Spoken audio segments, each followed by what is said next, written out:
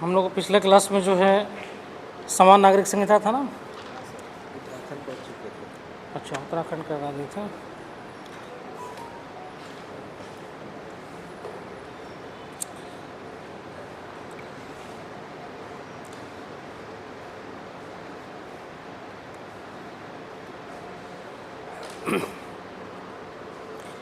तो इसमें हम लोग देख लेते हैं, केसेस देख लेते हैं जो समान नागरिक संहिता में जो उच्चतम न्यायालय का जो निर्णय आया है अलग अलग केसेस में, उसको देख लेते हैं।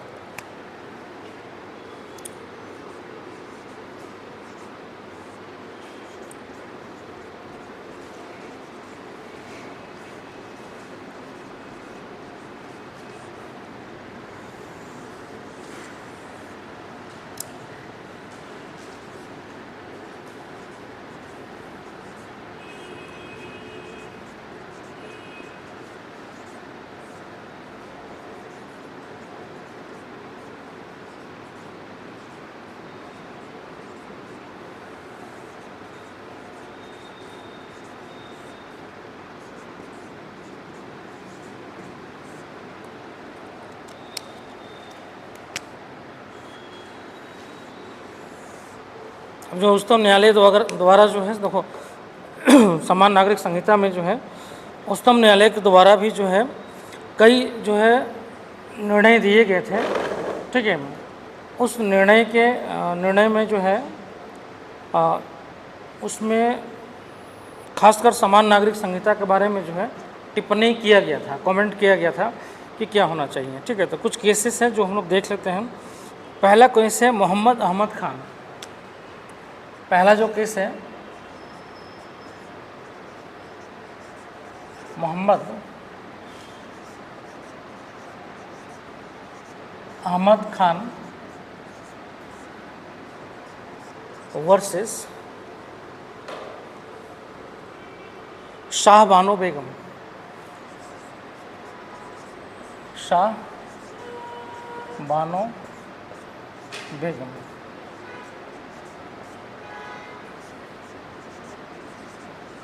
1985। ठीक है, उसमें 2 पॉइंट लिख लो। इस मामले में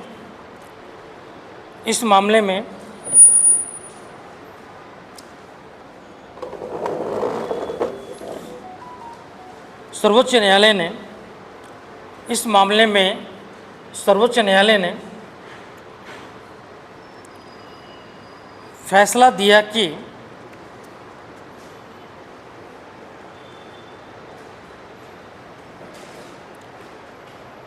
फैसला दिया कि मुस्लिम महिलाएं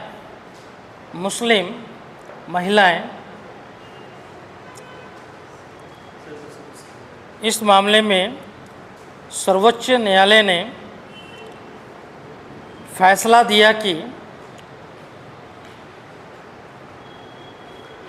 मुस्लिम महिलाएं दंड प्रक्रिया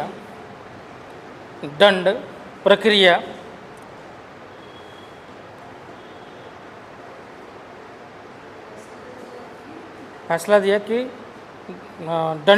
मुस्लिम महिलाएं दंड प्रक्रिया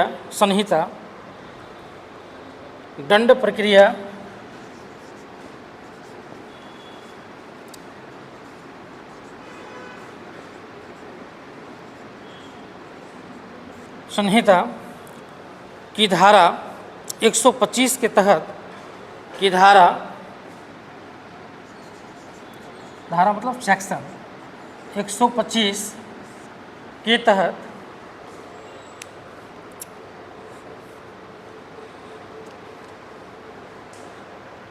गुजारा भत्ता पाने की हकदार है।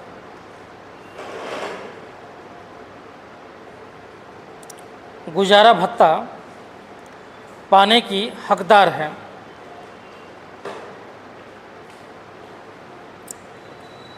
इसमें कहा गया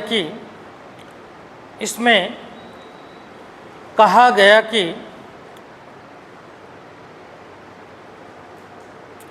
एक समान नागरिक संहिता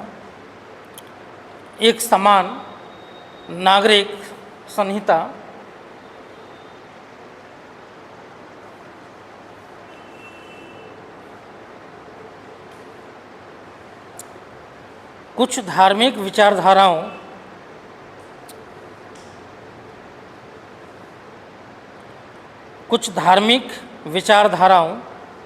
पर आधारित कुछ धार्मिक विचारधाराओं पर आधारित विरोधाभासों को दूर करने में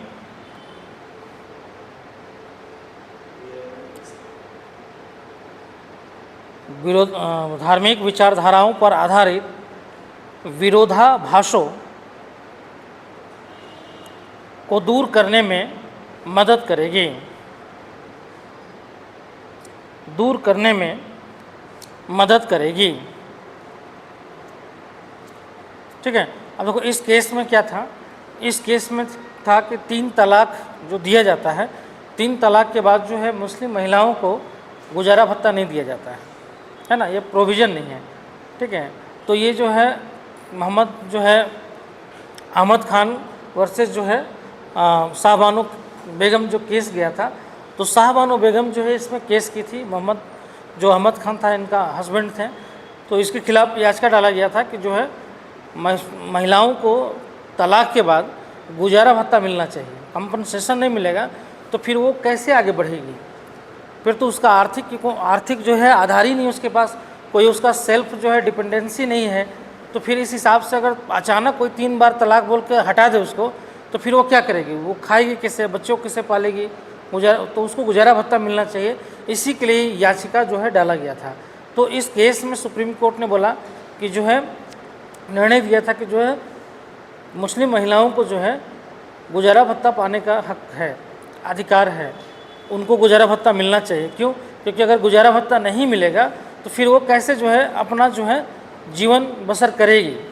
इसलिए जो है उनको गुजारा भत्ता दिया जाना चाहिए।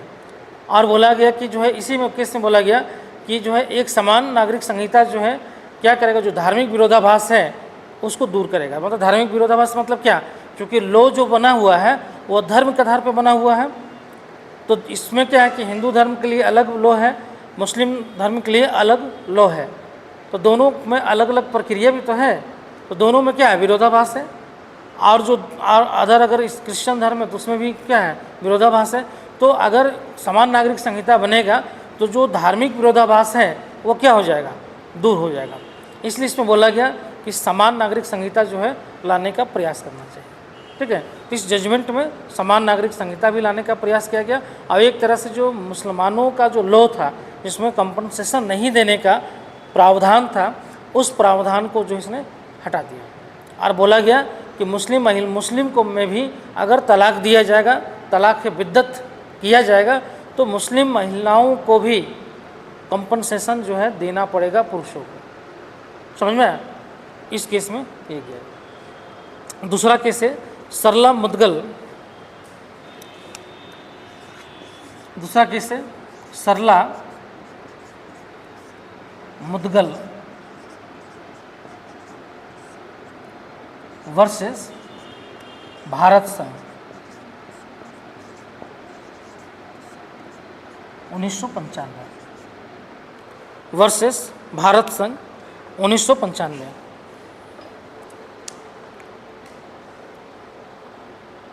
इस मामले में सर्वोच्च न्यायालय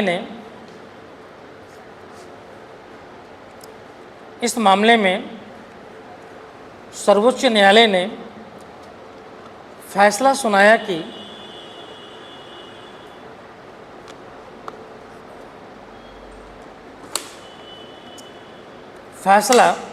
सुनाया कि एक हिंदू पति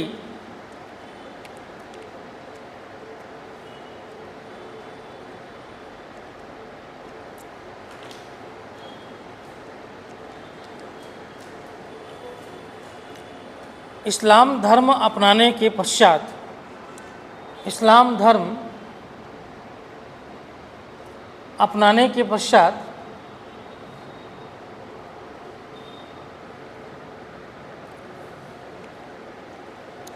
अपनी पहली शादी को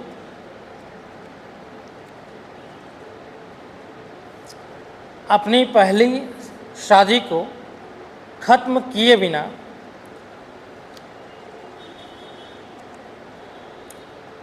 दूसरा विवाह नहीं कर सकता है।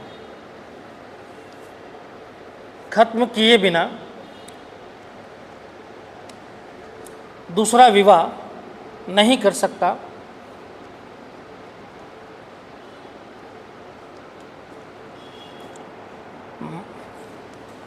न्यायालय ने, उसी में लिखना, न्यायालय ने लैंगिक न्याय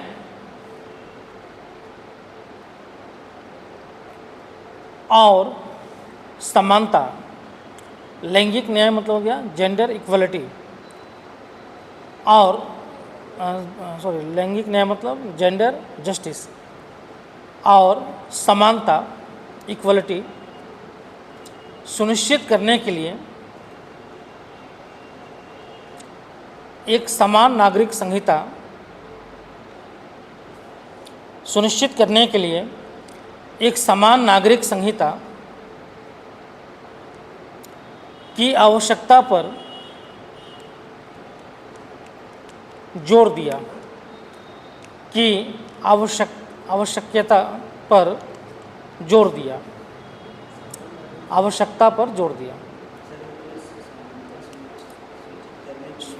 एक समान नागरिक संहिता की आवश्यकता पर जोर दिया।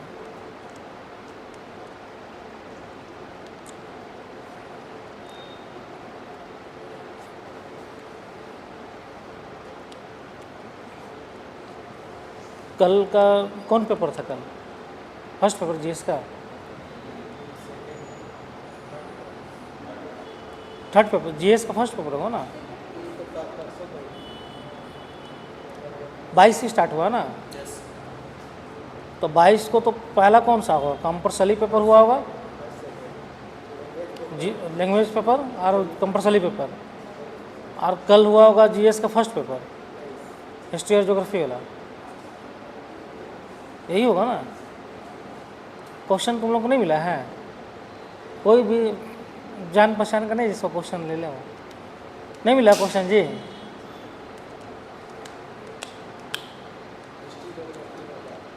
हिस्ट्री ज्योग्राफी होगा, आज पॉलिटी पॉकेट का होगा, हैं? आज इकोनॉमिक्स है। अच्छा आज लास्ट है ना? अच्छा 22, 23, 24 है। हाँ अच्छा, दो पेपर हो रहा है ना? अच्छा अच्छा, हाँ फर्स्ट सेकंड हुआ था ना, सेकंड चलो ठीक है। देख लो हालत ख़राब है सबका, 6 घंटा लिखना पड़ रहा है, दो पेपर होना ना साथ में, तो 6 घंटा लिखना पड़ रहा है। और 6 घंटा लिखने का मतलब समझ रहे हो ना, हाथ का एकदम जो है मजबूती होना चाहिए, स्पीड भी होना चाहिए, बिना स्पीड का लिख ही नहीं पाओगे। तो प्रैक्टिस करो अभी से ही, अचानक से स्पीड नहीं लिखने लगोगे, अभी से प्रैक्टिस करना पड़ेगा, लिखने का स्पीड जो है बढ़ाना पड़ेगा। मेरा नोट लिखवाने का एक ये भी रीज़न है, समझ में, कि तुम्हारा जो है दोनों चीज़ डेवलप होगा। एक क्या होता है ना, कि जैसे मान लिया हम समझाएं, मान लिया कोई चीज़ समझाएं तो माइंड में चलो आ गया, लेकिन जो है वो रिमेंबर नहीं होगा, याद नहीं होगा। लिखने से क्या होता है कि थोड़ा ज़्यादा याद आता है, क्लियरिटी बढ़ जाता है। दूसरा है कि तुम्हारा जो राइटिंग जो स्किल है ना, उसमें तुमको बहुत हेल्प करेगा। अगर 2-4 महीना लिख लोगे ना इसी तरह, तो अपने आप स्पीड बढ़ जाएगा, समझ में। और तीसरा है कि जब लिखोगे तो गलती भी खूब लिखोगे, कुछ वर्ड्स जो है गलती लिखोगे तो जाके चेक तो करोगे उसको, खुद वो एहसास हो जाता है, तुमको मालूम है जिस वर्ड्स को तुम कॉन्फिडेंस से लिख रहे हो मालूम है सही है ना। जो वर्ड्स तुमको लिखने आता है तो कॉन्फिडेंस उसमें हाई रहेगा, जिस वर्ड्स में तुम्हारा कॉन्फिडेंस लो हुआ समझो कि वो गलत लिख रहे हो तुम, होता है ना, नहीं लिखते तो फिर वो हाथ रुक जाएगा, पता नहीं इसमें क्या, ऐसे होगा कि ऐसे होगा, ऐसे होगा। तो जब भी ऐसा लगे तो उसको हाईलाइट करके रखो, अब फिर बाद में उसको चेक करो कि सही लिखे थे कि गलत लिखे थे। जब चेक करोगे ना तो अगर सही है तो ठीक है, गलत है तो फिर सही हो जाएगा वर्ड्स, तो फिर वो दोबारा वर्ड्स ना तुम्हारा गलत नहीं होगा। तो एक तरह से क्या है, तुम्हारा जो अशुद्धि है वो भी ठीक होते चला जाएगा और लिखने का स्पीड भी बढ़ जाएगा। ठीक है, लिखने की स्पीड भी बढ़ जाएगा। तो कई फ़ायदा है लिखने से। हम कभी भी जो है समर्थक नहीं रहे प्रिंटेड नोट्स का। प्रिंटेड नोट्स जो है वो मेरे अनुसार वो बकवास है। कारण क्या ना कि वो एक बार बना दिया जाता है और एक बार बनाकर जो है उसको 5 साल तक चलाया जाता है। अब मान लीजिए एक बार हम बना लिए और फिर हर बैच मुँह दे रहे हैं, तो फिर वो क्या होता है, वो बहुत उबाऊ टाइप का होता है। प्लस है कि जो है उसमें आपको लगता है चलो नोट्स है ना, जब हो गया एग्ज़ाम तब पढ़ लेंगे, नहीं लगता है। यही होता ही है, जनरली यही होता है कि चलो पढ़ेंगे उस समय देखा जाएगा, नोट्स तो है मेरे पास। अभी क्या तुम नोट्स खुद से बना रहे हो तो उसमें कुछ बात सुने, कुछ चीज़ें तो नहीं लिख पाते हैं, कुछ बोलते रहते हैं, तो कुछ नोट भी करते चले जाते हो, तो एक्स्ट्रा ऑर्डिनरी तुम्हारे नोट्स में आते चला जाता है, जुड़ते चला जाता है। और दूसरा कि अपने हिसाब से नोट्स बनाओ है ना, तो फिर वो तुमको ज़्यादा कैच करता है, फिर तुमको ना ज़्यादा वो याद होता है, चीज़ें ज़्यादा तुम बेहतर तरीके से कर लेते हो। तो वो अपना नोट्स होना एक बहुत अच्छा चीज़ होता है। और फिर जब भी तुम उठाओगे ना तो तुमको पता है कि मेरे नोट्स में कौन चीज़ कहाँ पे है, क्योंकि तुम ही बनाए हो उसको, तुम ही लिखे हो, तुमको मालूम है, तो तुम फट से उसको निकाल के पढ़ लोगे। तो ये सबसे बेनिफिट होता है। एक तीर से कई निशाना है इसमें। राइटिंग स्किल भी सुधार लेंगे, अशुद्धि भी सुधार लेंगे, नोट्स लिखते लिखते बहुत सारा चीज़ याद हो जाता है, सुने फिर लिखे याद हो गया, समझ में। उसके बाद हैंड राइटिंग भी सुधर गया, कुछ स्पीड में हैंड राइटिंग खराब होगा, शुरुआत में खूब खराब होगा, फिर धीरे धीरे वो ठीक होने लगता है, समझ में। हैंड राइटिंग भी ठीक हो जाएगा और प्लस लिखने का कला भी आ जाएगा, समझ में। तो बहुत फ़ायदा है लिखने का, तो लिखना चाहिए, क्योंकि ये मेंस में तुम्हारा हेल्प करेगा, ये बहुत हेल्प करता है मेंस में। हम बहुत लोगों को देखे हैं कि लिखते लिखते क्लास नोट्स लिखते लिखते मेंस में गया बहुत ईजिली वो लिख के आ जाता है, उसको बहुत प्रॉब्लम होता ही नहीं है, वो आराम से लिख के आ जाता है। बोला हाँ सर बहुत अच्छा। अभी हम बात करें लड़का लोग 32 पेज लिख के आ रहा है, बोला एकदम 32 पेज जो लिखे हैं, हम लगे बहुत है। अगर 4 क्वेश्चन के एवरेज देखें तो लगभग 8 चौक 32, 8 पेज लिख के आ रहा है बच्चा, तो 8 पेज तो बहुत होता है, और उतना टाइम में ऑब्जेक्टिव बना के आ जा रहा है, समझ में। तो समझ लो कि कितना अच्छा उसका स्पीड है लिखने का। 32 पेज लिख रहा है, ऑब्जेक्टिव बना रहा है और फॉर्म फिलअप कर रहा है, बहुत अच्छा उसका। तो ये फ़ायदा होता है, इसलिए पढ़ने से ज़्यादा लिखने का। याद करना भी है ना, तो याद करने का तरीका वही होता है, पढ़ लिए, मेमोराइज़ किए, फिर उसको लिख के प्रैक्टिस किए, तो वो ज़्यादा याद होगा। सिर्फ रटोगे ना तो याद नहीं होगा, लिखोगे तो ज़्यादा याद होगा। लिखने का जितना ज़्यादा कोशिश करो उतना फ़ायदा होगा, समझ में। तो एक देखो निकालने के लिए, देखो हम लोग बोलते हैं ना कि बैल की तरह तैयारी नहीं किया जाता है। आज के डेट में अगर कॉम्पिटिटिव एग्ज़ाम निकालना है तो बैल नहीं, ट्रैक्टर बनना पड़ेगा, समझ में। बैल में क्या स्थिति होता है कि उसको एक दिखा दिया जाता है कि देखो ये खेत है, और पीछे से जब डंडा मारोगे तो आगे बढ़ेगा, फिर रुक जाएगा, फिर मारोगे तो फिर आगे बढ़ेगा। इसलिए बैल को हमेशा मारते रहना पड़ता है आगे बढ़ने के लिए। मतलब कहने का मतलब है कि पीछे से कोई धक्का देगा तब आगे बढ़ेगा, नहीं तो चुपचाप खड़ा हो जाएंगे, ये है। तो वो वाला काम नहीं करना है, स्मार्ट बनना है थोड़ा, समझ में। स्मार्ट करने का मतलब है कि अपने तरीके से चीज़ों को कवर करना, आँख कान नाक सब खुला रखना, समझ में। और स्मार्ट बनने का तरीका ही है कि एग्जामिनेशन के अकॉर्डिंग अपने आप को ढाल लेना। जब तक तुम एग्जामिनेशन के अकॉर्डिंग नहीं ढालोगे तब तक तुम एग्जामिनेशन में फिट ही नहीं बैठोगे। तो तुम तो पहले से एग्जामिनेशन के अकॉर्डिंग हो नहीं, पहले से तो जो है एकदम ठेठ बने हुए हो। ठेठ समझते हैं ना, मतलब एकदम ये चीज़ हमारे अंदर है तो रहेगा, तो उस चीज़ को चेंज करना होता है। और एग्जामिनेशन का जो फ्लेक्सिबिलिटी है उस फ्लेक्सिबिलिटी में अपने आप को ढालना। राइटिंग उसमें चाहिए तो राइटिंग स्किल सुधार लेंगे, ऑब्जेक्टिव चीज़ें चाहिए तो ऑब्जेक्टिव सुधार लेंगे। इसलिए बोला जाता है कि प्रैक्टिस करना, ऑब्जेक्टिव का प्रैक्टिस। उस दिन सर बोले ना कि प्रैक्टिस करो, जितना ज़्यादा प्रैक्टिस करो उतना फ़ायदा होगा, मेंस का भी और ऑब्जेक्टिव्स का भी।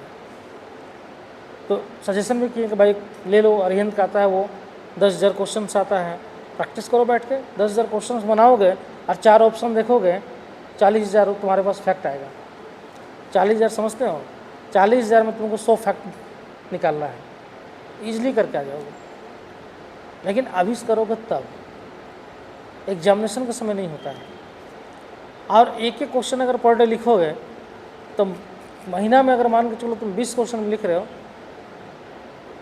तो साल में 240 क्वेश्चन लिख रहे हो, बहुत होता है अपना राइटिंग स्किल बढ़ाने के। लेकिन ये पर डे का काम है, पर डे तुमको एक सेट, ये क्वेश्चंस, मेंस का क्वेश्चंस, ये वो सेट, ये हर दिन का तुम्हारे पास कंटेंट होना चाहिए। तुम्हारा ये काम पर डे होना चाहिए, अपने आप सुधार होते चले जाएगा, समझ में। और नहीं तो एग्जामिनेशन के समय में एकदम करोगे कि एकदम उसी समय करना है, कसम खा के बैठे हुए हैं कि एग्ज़ाम आएगा 2 महीना पहले जो हम तैयारी करेंगे, तो फिर लक लेबर चांस है, लक साथ दे दिया, चांस मिला तो कर दिया, नहीं तो फिर पीछे रह गए, है ना। तो अभी मौका है, पर डे जो है अपने आप को सुधारो, अकॉर्डिंग एग्जामिनेशन के अकॉर्डिंग बनाते चलिए। पर डे बना लोगे, जब एग्जामिनेशन होगा फिट बैठ जाओगे, फिर इजीली निकलते चला जाएगा। नहीं तो फिर तैयारी करते रह जाओगे। ऐसे भी सिविल सर्विसेज तो देता ही मौका, 2-3 साल तैयारी करते रहो, नहीं देता है। इस बार हो सकता है जल्दी मौका दे दे, नहीं तो मौका तो देते रहता है, 2-3 साल तक तैयारी करते रहो, है ना। चलो तो स्पीड बढ़ाऊँ, ठीक है।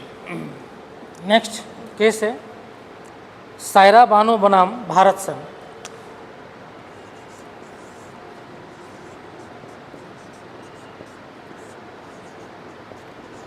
बानो वर्सेस भारत संघ 2017।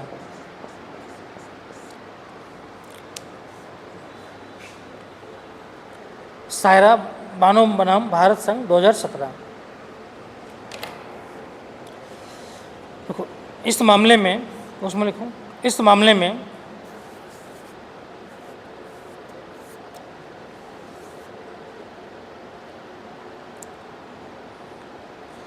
सर्वोच्च न्यायालय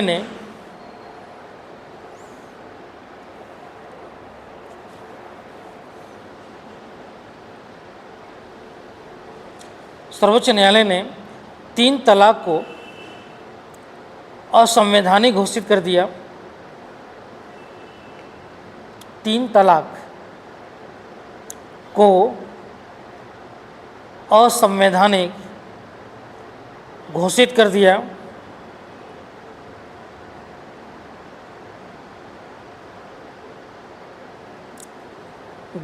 दिया। यह कहते हुए कि यह मुस्लिम महिलाओं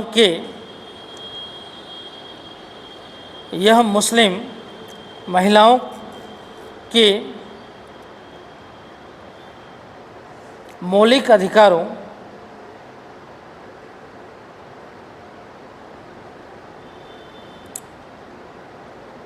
का उल्लंघन करता है। मुस्लिम महिलाओं के मौलिक अधिकारों का उल्लंघन करता है।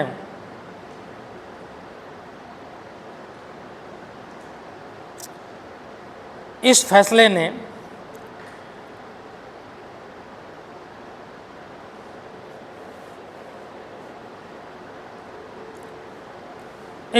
ने लैंगिक भेदभाव को दूर करने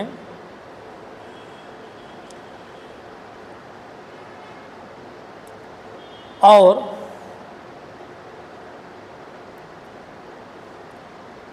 विवाह एवं तलाक को नियंत्रित करने वाले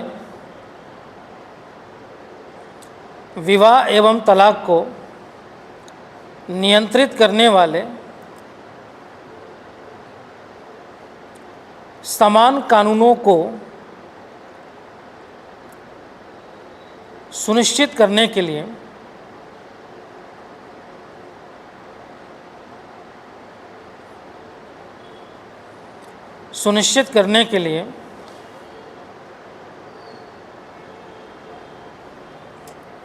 एक समान नागरिक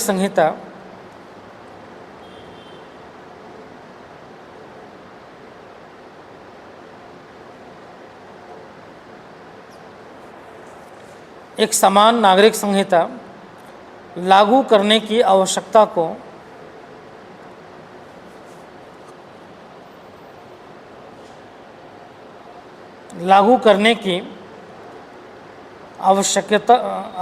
को रेखांकित किया।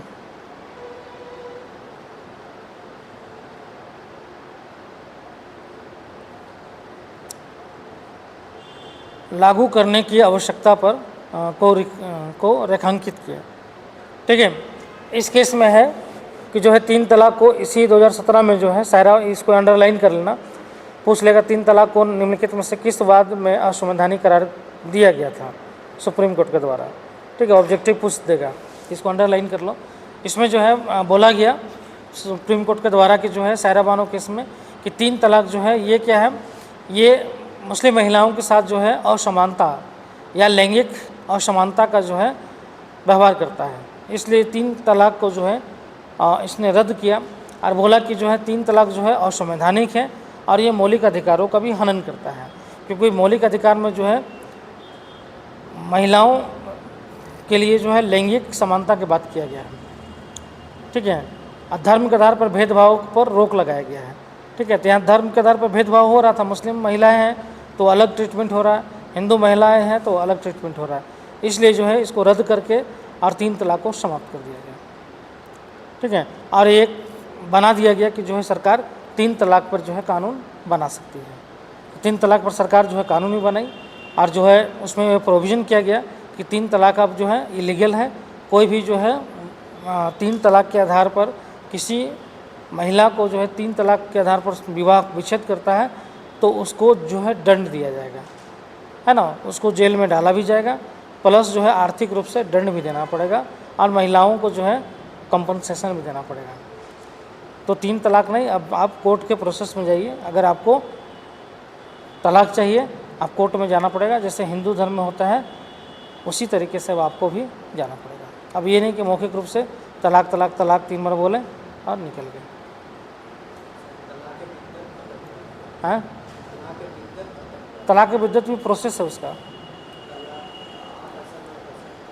हाँ, वो प्रोसेस है उसका, प्रोसेस उसमें भी दिया हुआ है, लेकिन ये 3 तलाक भी जो है ये जो है एक तरीके से प्रचलित था हम लोग का।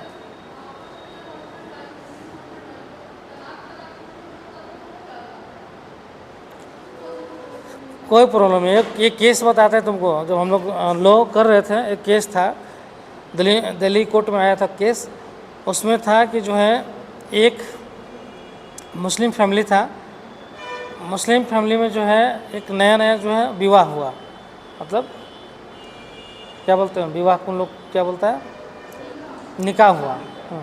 निकाह किया गया, निकाह हो गया, तो होता है ना कि शुरुआत में जो है पति और पत्नी के बीच में जो है हंसी मजाक होता है ना, तो वही हंसी मजाक वाला वार्तालाप चल रहा था। तो बोला कि देखो ज़्यादा तुम बोलोगे तो जो है तो तुमको तलाक दे देंगे हम, ऐसी बातचीत में मजाक मजाक में हो रहा था। तो बोला कि नहीं नहीं तलाक नहीं बोलना है, तलाक बोलने पे लड़की बोली कि तलाक अगर बोल देंगे तो तलाक हो जाता है। बोला अरे ऐसा थोड़ी होता है कि तलाक बोलने पे हो जाता तलाक, चलो हम तुमको जो बोल देते हैं तलाक तलाक तलाक, 3 बार बोल दिए तलाक, हो गया तलाक। नहीं ना हुआ, मजाक में ऐसी बात कर रहा था, लेकिन उसका घर वाला सुन लिया, उसका घर वाला सुन लिया कि जो है इन लोग 3 बार तलाक बोला है लड़का। घर वाला बोला अरे तुम लोग क्या किया, ये तुम 3 बार तलाक बोल दिया। बोला कि अरे बोलने से क्या होता है, तलाक हो गया, हम लोग तो नहीं चाहते, मन से चाहेंगे तब ना तलाक। तलाक का मतलब है कि जब दोनों का मन विच्छेद हो जाए तो अलग हो गया दोनों, लेकिन हम लोग थोड़े विच्छेद होने के लिए हैं, ये तो मजाक में बोल दिया। बोला नहीं नहीं धर्म के खिलाफ है। बोला ये धर्म के खिलाफ है। अब जो है ये तलाक 3 बार बोल दिए तो हो गया तलाक। अब लड़का जो है अचंभों में पड़ गया, तो बुलाया गया मौलवी को। मौलवी साहब आया, बोला भाई इन लोग जो है ऐसे ऐसे कर दिया। मौलवी बताया कि नहीं, जब 3 बार आप मजाक में बोलो या सीरियस बोलो या किसी तरीके से बोलो, अगर 3 बार तलाक बोल दिया तो तलाक हो गया, तो तलाक हो गया।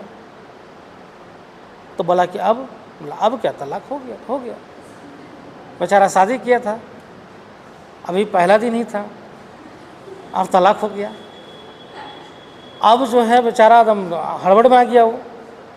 अब वो बोल रहा है कि अब नहीं, हमको इसी लड़की के साथ रहना है। लड़का बोला कि हमको इसी लड़की के साथ रहना है, हम इसको नहीं छोड़ेंगे।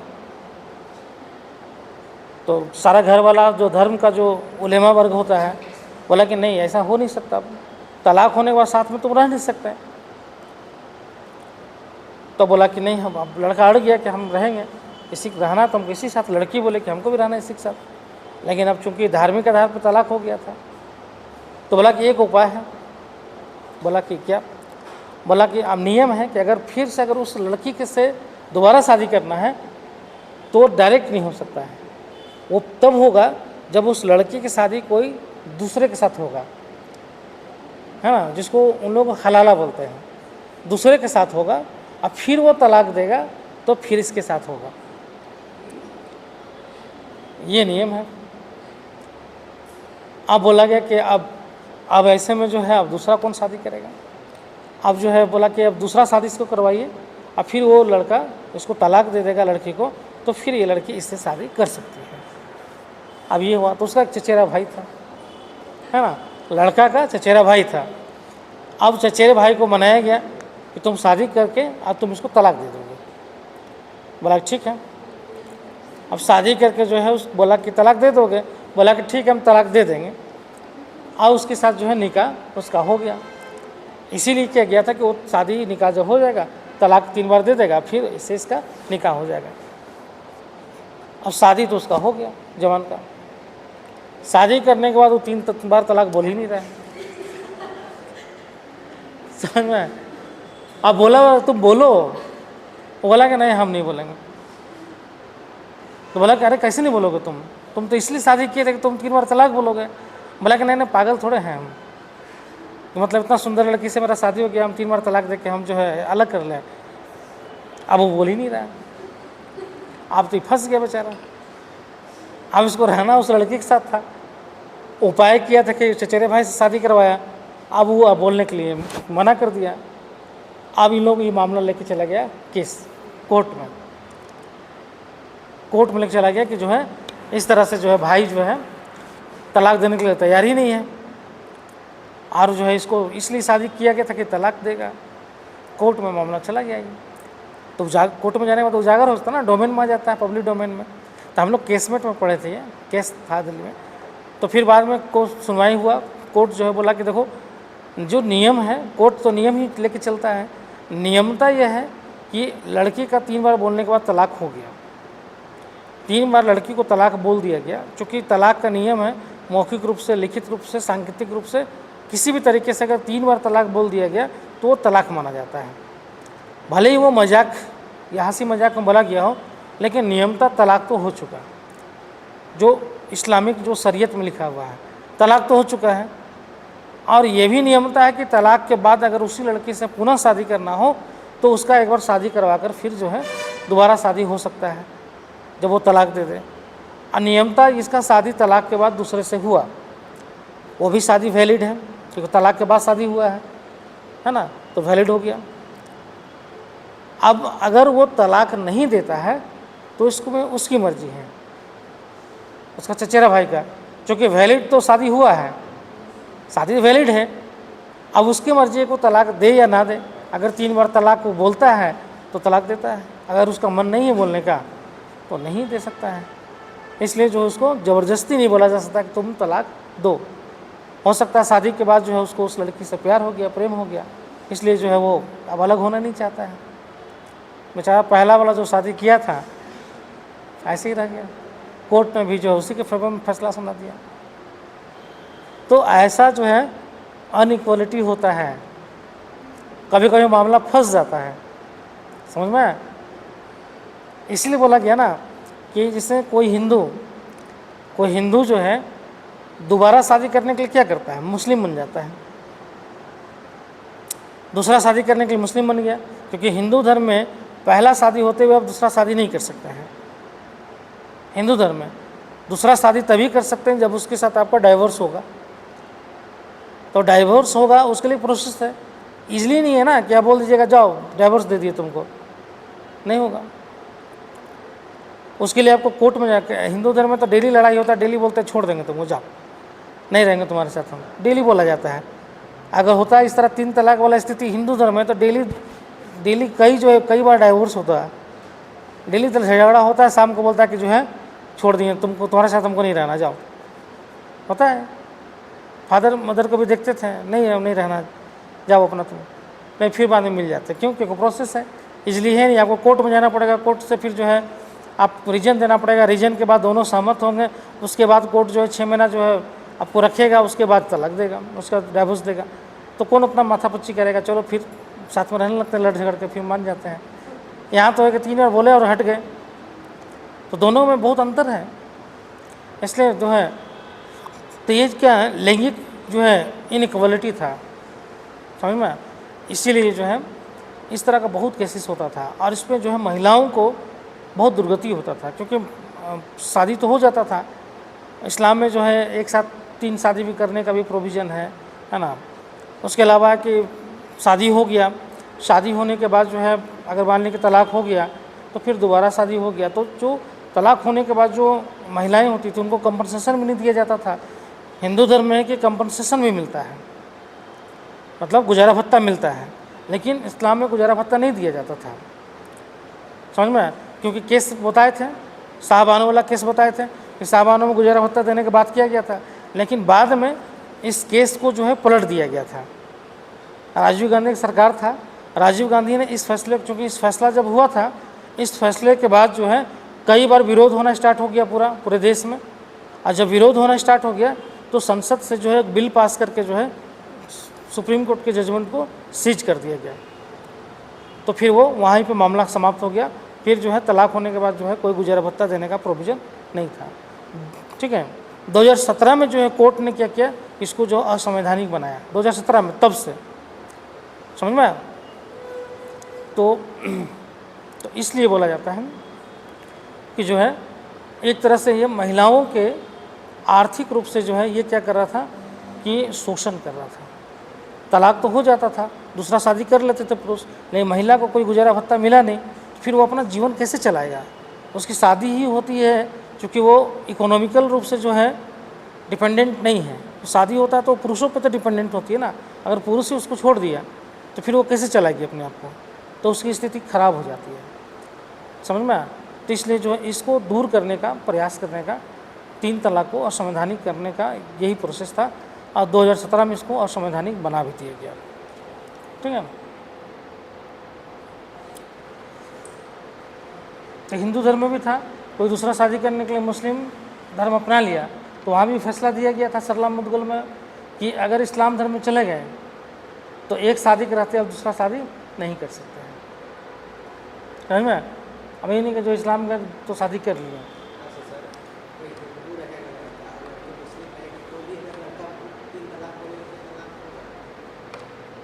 नहीं,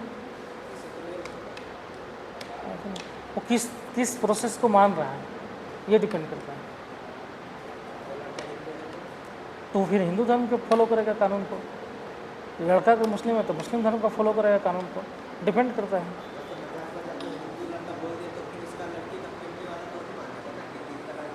बोलेगा, क्यों बोलेगा। मतलब बिल्ली के काहे के लिए घंटी बनाना है, अब तो बोल ही नहीं सकता ना, अब तो ख़त्म हो गया, अब तो सिस्टम ख़त्म हो गया, 2017 के बाद समाप्त हो गया। अब तो बोल दीजिएगा तो जेलों चले जाइएगा, अब तो जेल जाने का प्रोसेस हो गया।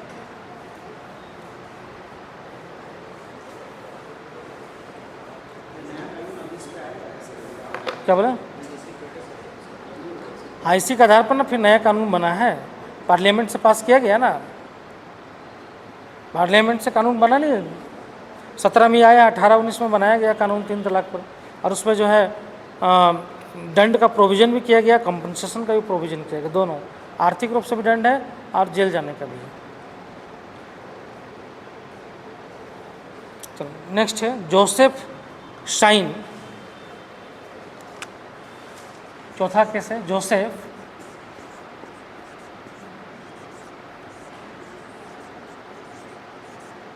जोसेफ शाइन बनाम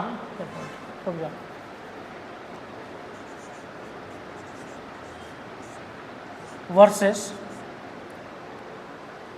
भारत संघ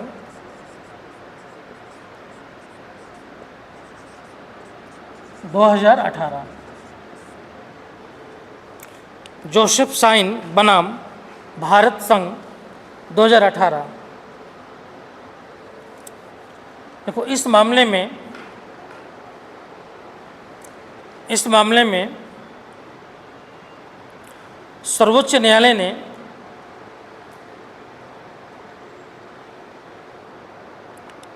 व्यभिचार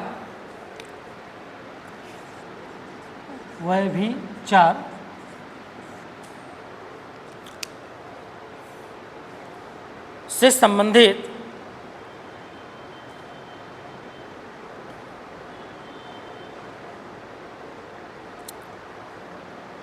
संबंधित आईपीसी की धारा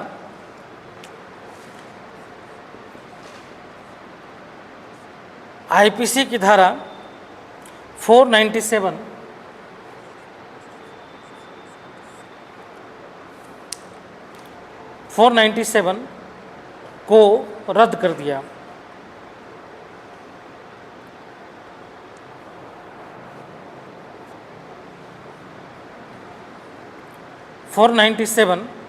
को रद्द कर दिया और कहा कि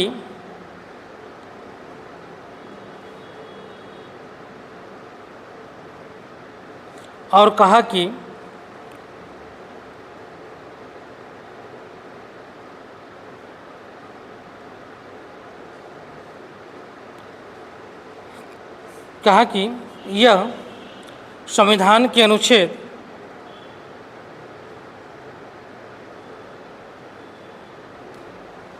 14,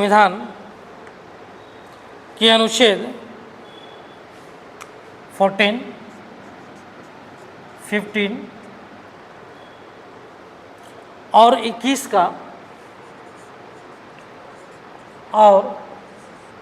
21 का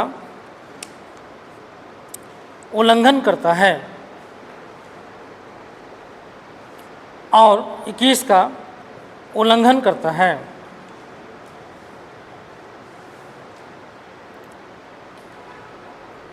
अदालत ने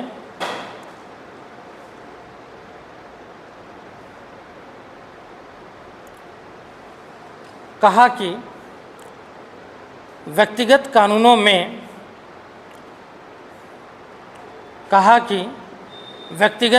में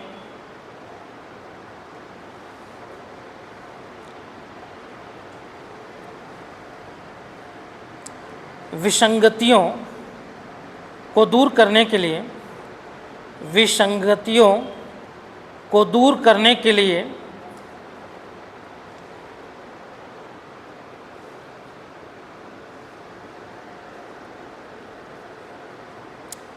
एक समान नागरिक संहिता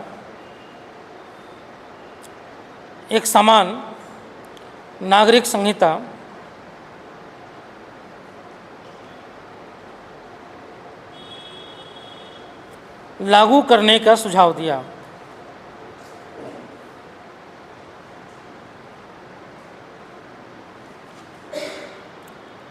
करने का सुझाव दिया।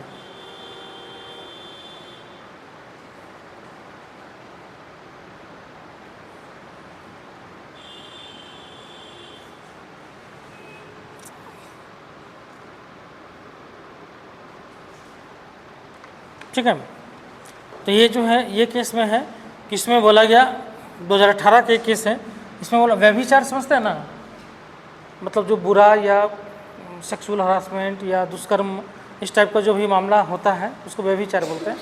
तो अगर इस तरीके का जो भी मामला है उसमें बोला कि जो है आईपीसी के सेक्शन 497 97 को जो है रद्द कर दिया कि ये जो है एक तरीके से जो है आर्टिकल जो है 14, 15 और 21 का जो है उल्लंघन कर रहा है, स्पेशली जो जीवन की स्वतंत्रता है उसको उल्लंघन करने का जो है ये कार्य कर रहा है। इसलिए जो है इसको रद्द किया गया और स्पेशली जो है बोला गया कि जो है जो व्यक्तिगत कानून है, पर्सनल जो लॉ है, उस पर्सनल लॉ में जो गलतियां हैं उसको सुधार करने के लिए जो है समान नागरिक संहिता लाना आवश्यक है। तो इस केस में भी यही बोला। एक और केस है 2018 का, ये इंडियन यंग लायर्स, ये लास्ट केस है।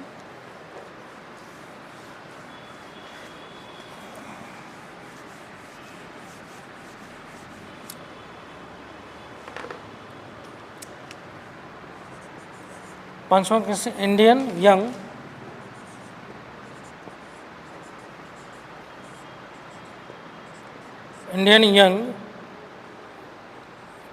Lawyers versus association, lawyers association है।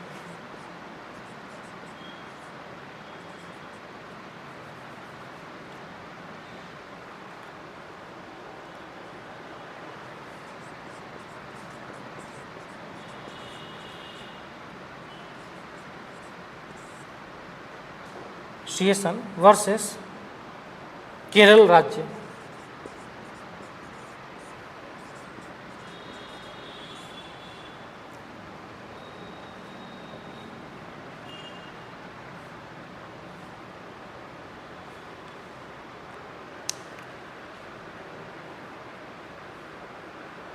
ठीक है, ये 2018 के भी केस हैं।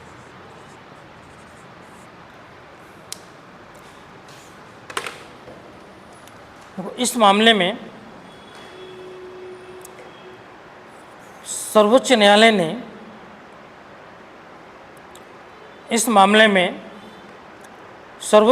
ने केरल में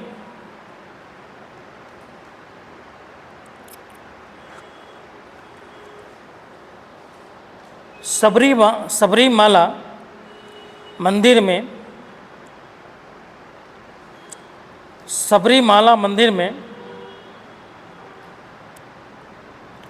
मासिक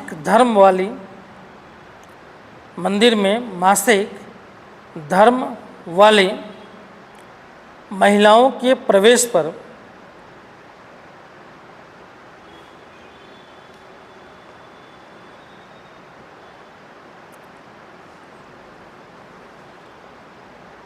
पर प्रतिबंध को संशोधित किया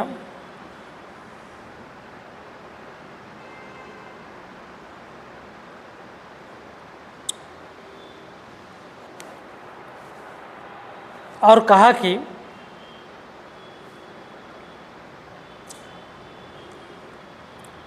सभी धर्मों में लैंगिक समानता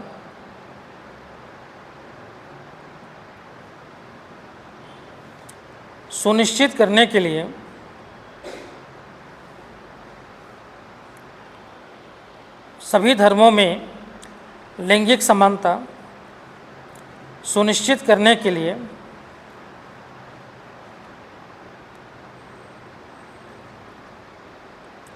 एक समान नागरिक संहिता की आवश्यकता को रेखांकित किया।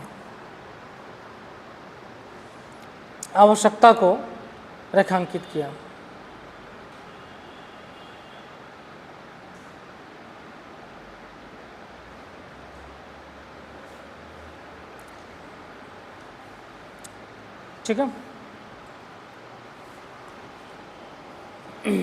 तो ये जो है केसेस आया जिसके आधार पर जो है सुप्रीम कोर्ट ने भी कई केसेस में जो है ये बोला कि जो है समान नागरिक संहिता लागू करने पर जो है सरकार को कार्य करना चाहिए।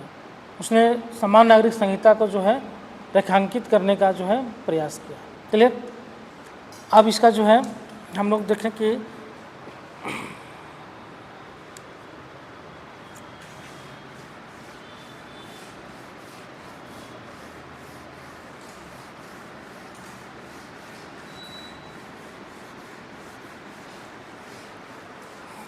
अब क्वेश्चंस जो है पूछ लिया जाता है कि जो है समान नागरिक संहिता का आलोचनात्मक मूल्यांकन कीजिए। क्वेश्चंस देता है समान नागरिक संहिता से आप क्या समझते हैं, समान नागरिक संहिता से संबंधित विभिन्न वादों को बताएं तथा इसका आलोचनात्मक मूल्यांकन करें। ठीक है, या एक वर्ड में दे देगा समान नागरिक संहिता क्या है तथा समान नागरिक संहिता की आलोचनात्मक परीक्षण करें। क्लियर, क्वेश्चन दे देगा। तो आलोचनात्मक परीक्षण में जो क्या होता है, दो पार्ट है ना, एक होता है इसके पक्ष में तर्क पॉजिटिव पार्ट, दूसरा होता है नेगेटिव पार्ट। तो मतलब कुछ लोग हैं जो समान नागरिक संहिता लाने के लिए जो है प्रयासरत हैं, कुछ लोगों का समूह है जो चाहता है कि समान नागरिक संहिता आए, और जो है जो विभिन्न व्यक्तिगत पर्सनल लॉ है खासकर सिविल लॉ में इसको क्या करें, दूर किया जाए और जो है एक समान जो है लॉ बनाया जाए।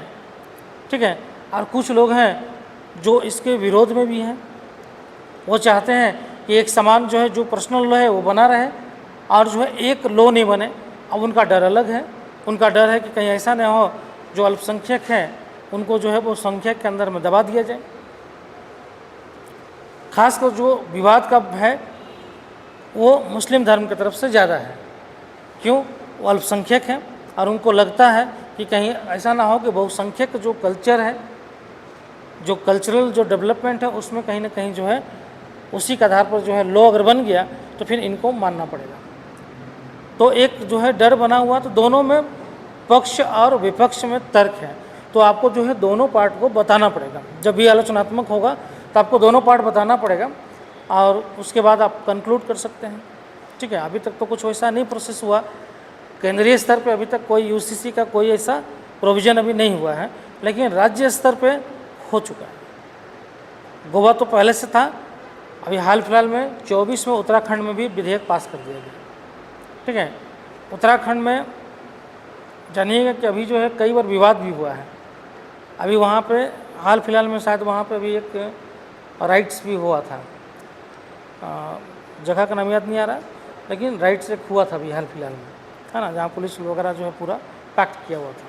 ठीक है, तो विवाद होते रहता है। ठीक है, लेकिन उत्तराखंड ऐसा राज्य है जिसने लॉ बनाया है यूसीसी पे और उसको लागू भी कर रही है। ठीक है, भारत में भी लाने का जो है इसका प्रोविज़न चल रहा है। सरकार जो है बार बार बोलती है कि हम यूसीसी लाएंगे, एक समान नागरिक संहिता हम लेके आएंगे और हो सकता है कि इस साल लाने का प्रयास भी किया जाए।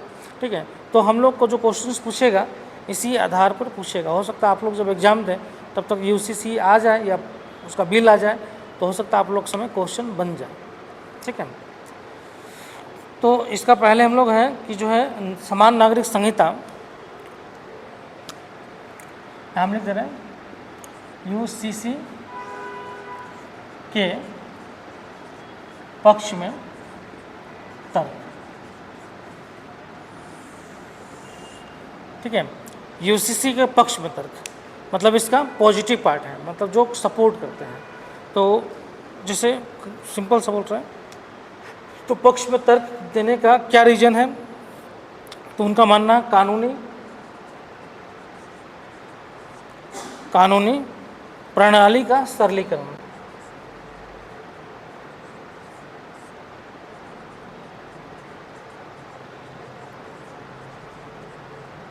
सरलीकरण। दूसरा पॉइंट है समानता को बढ़ावा।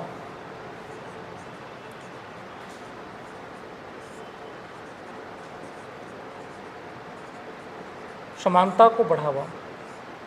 तीसरा पॉइंट है धर्मनिरपेक्षता को बढ़ावा।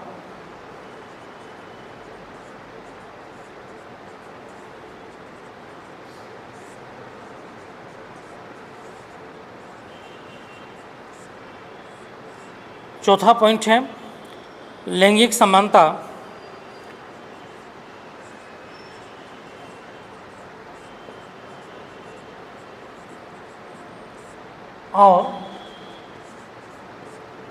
और महिला सशक्तिकरण को बढ़ावा देना।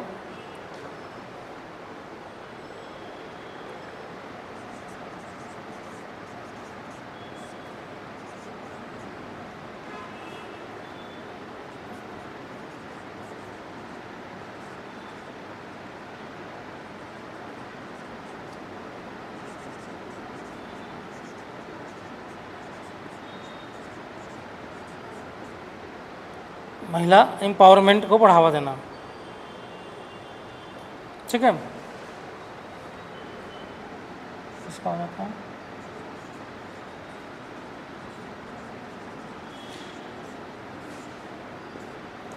सशक्तिकरण को बढ़ावा देना।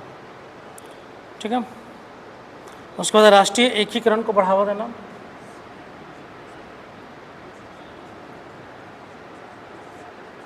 राष्ट्रीय एकीकरण को बढ़ावा देना।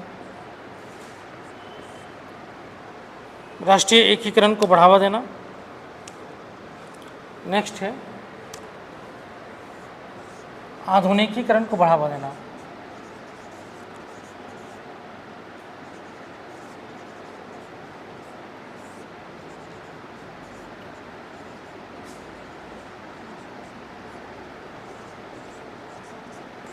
आधुनिकीकरण को बढ़ावा देना।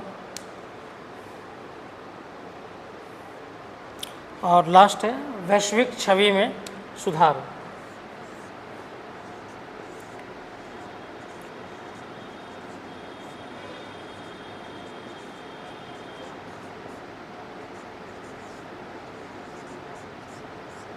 वैश्विक छवि में सुधार।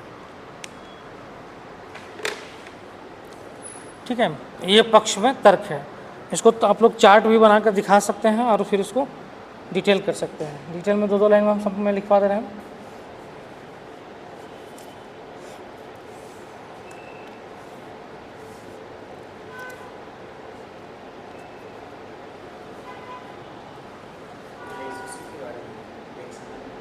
क्या इससे हैं?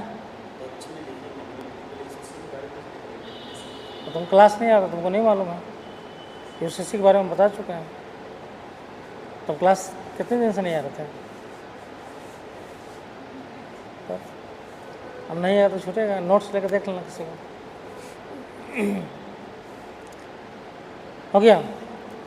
देखो, यूसीसी को लागू करने के पक्ष में, नीचे से लिखो, यूसीसी को लागू करने के पक्ष में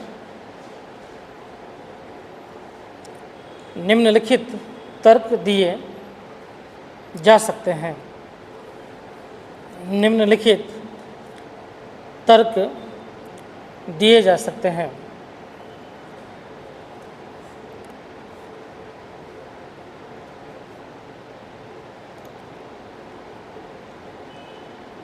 पहला